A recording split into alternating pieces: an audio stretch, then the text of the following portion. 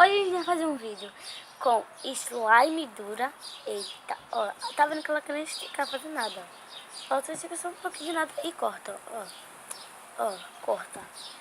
Então, hoje a gente vai fazer com caneta. A gente tirou aqui a da caneta. Com shampoo. Com amaciante e corretivo da Maxi. Não pode mudar, não pode fazer nada, viu? Tem que ser da Maxi. Ou então também pode usar aquele branquinho, que ele é meio coisadinho, aquele redondinho assim. Então, ó, a gente usa, bora botar tinta de caneta, ó.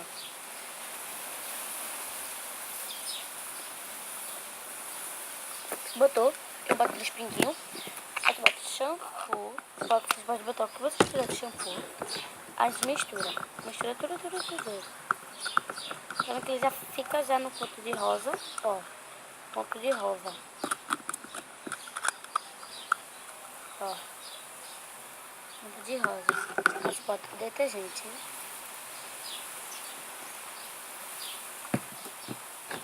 O corretivo, e o meu também escovarinho, tá na saída.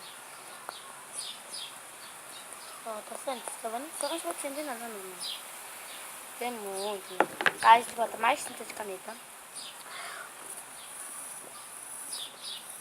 2 pinguinhos de nada, sem nada mesmo. Ó, misturamos. Aí a gente pega nosso slime. Que tá.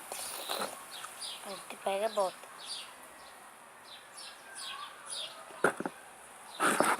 Ó. A gente mistura. Nossa, deve ficar todo sujo, não é? Vamos botar já. Ó. Ó, a gente bota mais.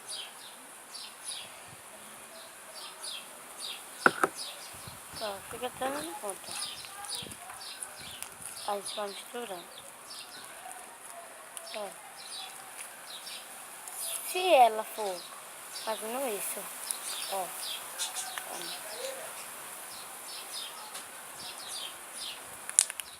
E deu um estalo daquele. Então, esse é mais um vídeo de Tereza Cristina fazendo esse slime dura. Meu Deus. E ela não quer nem fazer a coisa. Ela vai de novo. Ó. Então, tchau, gente. Ativa o sininho e curta aí.